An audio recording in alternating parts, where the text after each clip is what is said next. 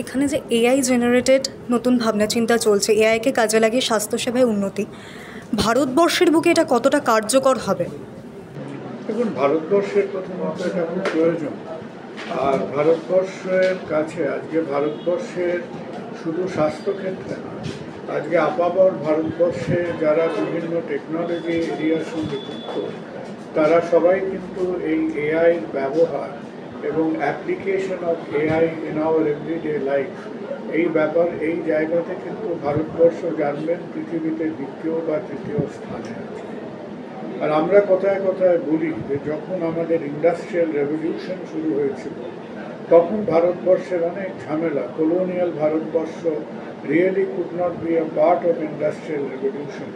কিন্তু আজকের এই স্বাধীন young India will be an effective part of the digital revolution.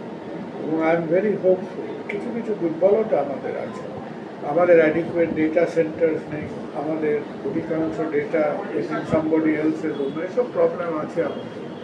কিন্তু তা সত্ত্বেও আমার মনে হয় যে আজকে after China and United States, India is definitely world's next destination of artificial intelligence.